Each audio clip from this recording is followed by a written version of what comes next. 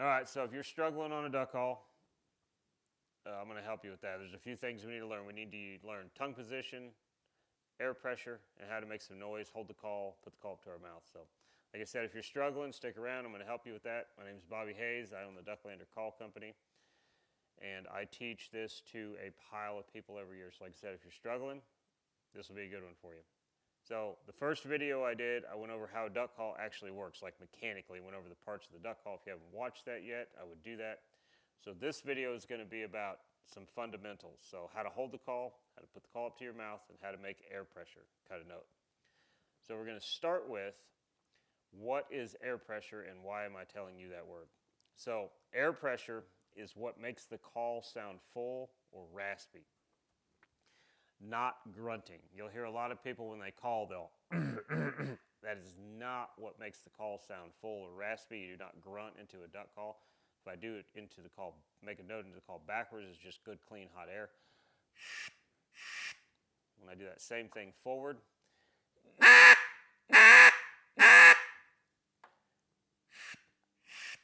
so pressure is what makes that sound. The amount of air that comes out dictates the volume. Air pressure makes the rasp. So the first thing I like new callers to do is feel air pressure. So how do we feel air pressure? That's a pretty simple, got a couple pretty simple ways for you to feel air pressure. If you take a big breath and you hold it, and you take your hand and you cover your mouth up so no air can come out. You make a good seal against the palm of your hand and you blow without puffing your cheeks. You will feel your stomach tighten up and push on your diaphragm. You just took all the air pressure out of your lungs, it went up your esophagus and into your mouth cavity, and now you put all the pressure on the back of your hand.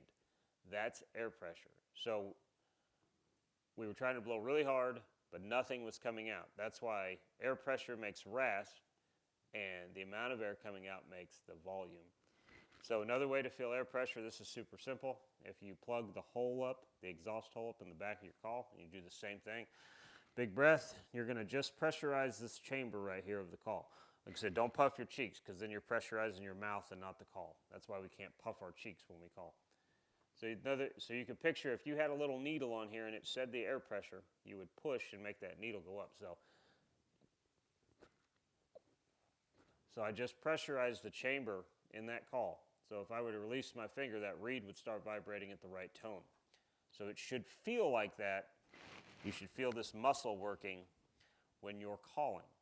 That's why whenever you see a good caller, they'll take a big breath and they usually raise their shoulders up and you can see some movement in their abdomen because they're getting all that pressure out of their lungs and they're putting it in the call. So that's air pressure. It's very critical. Now we need to know how to hold the call, put the call to our lips, and what to do with our tongue. So this little webbing on your hand right here, that is where the call is going to go. We're going to use one hand for a duck call, two hands on a goose, but one hand on a duck call. This little orb right here is going to go right against that skin. You should feel that checkering. We're going to wrap our hand around the call and make a C. We're not going to go wide open. We're not going to go closed. We just want this nice, let me get it in the camera for you, backwards, that nice C right there. We don't want to close anything off, and while we're learning, we're not going to do this. We're just holding the call in a nice C shape, nice opening right here. Okay, so now, how do we put the call to our lips? On your duck call, doesn't matter what you got, you're going to have a mouthpiece, and that mouthpiece is going to have some kind of form to it. So the bottom lip goes on the bottom of the mouthpiece, and your top lip goes on the top of the mouthpiece. What you do not do is you do not put your lips inside the call. That makes restriction. That is the same thing as closing your throat down. So we need air pressure.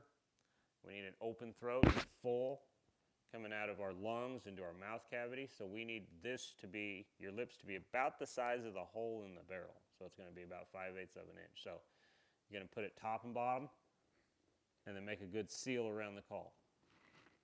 Now what do we do with our tongue? Okay, so this gets a little trickier, and this is where you're going to start to struggle while you're learning, but this is a basic, and there's no way around this part of duck calling. If my hand is your tongue, so this is the tip of your tongue, this is the back of your tongue, this is your esophagus, And then down here, you got your 2 sacs for lungs. The tip of your tongue is going to get anchored behind the back of your bottom teeth. So my palm of my hand here is my gum line. These are my teeth. Tip of my tongue is from the gum line down. So that's our anchor point. So that means our tongue can now flex up and down from the back of our throat. So when we cut the note, our tongue is going to hit the roof of our mouth. Preferably the back of our tongue is going to hit the roof of our mouth, but when you first start this, generally it's the middle of our tongue. That's why it's going to be a little higher tone than a caller that's very experienced, because they're using the back of their tongue, but that's okay. Just getting this movement started, your tongue muscle will start to get used to what you're doing, and you'll start using the back. The other critical part of that is, if you don't do it that way and you flip the front of your tongue, you're never going to do this twice the same way, because your tongue can go everywhere.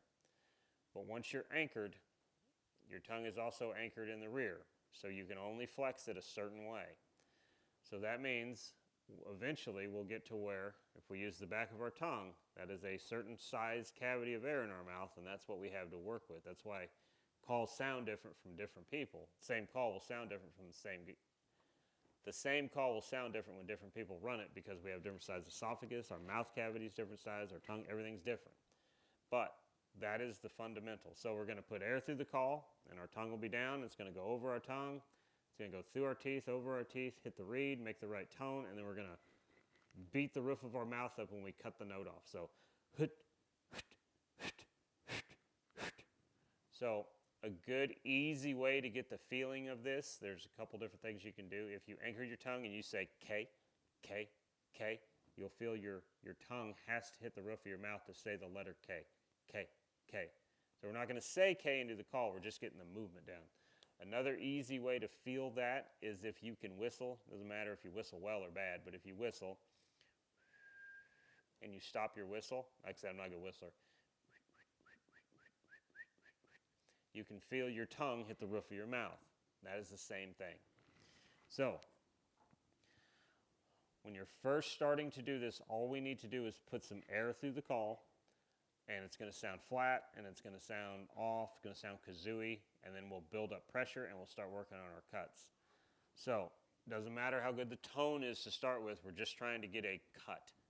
So we're going to take the call, like I said, we're going to put it in the webbing of our hand, we're going to wrap, make a C, and for the first note, we're just going to put a little air through it. It's going to sound like a kazoo. That is ah, there's no cut. So now we're going to try to cut that note.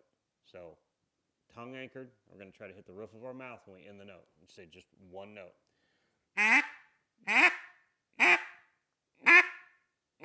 It sounds a little better in there. So now, we're going to gradually increase the air pressure going into the call. Not necessarily the volume, but it's probably going to get louder because you're going to struggle with control when you first learn this. So we're just going to try to push a little more and a little more.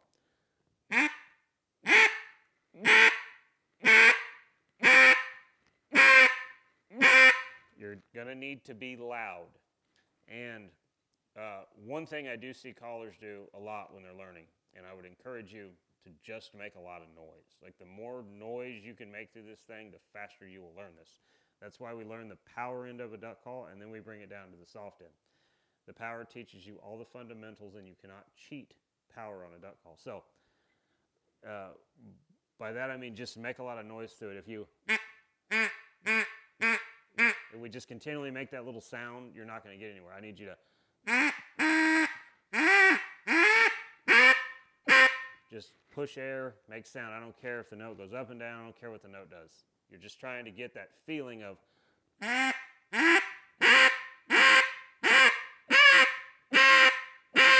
it's going to go high tone, it's going to squeal, it's going to do all kinds of bad things while you're learning. You're just looking for one glimmer of the right note and the right feeling. You will feel the rasp in your eardrums and inside your mouth cavity when you hit the right pressure, and you will feel the cut. Just like you, when you cough, you can feel that little cough feeling inside your mouth. That reed smacking, it's not a cough, but it's going to have a similar feeling. So what you're really trying to do when you're learning this is to get to one single quack, and not a quack, a quack, a quack, a quack. We just want quack, 1, 2, 3 seconds, quack, 1, 2, 3 seconds, quack. So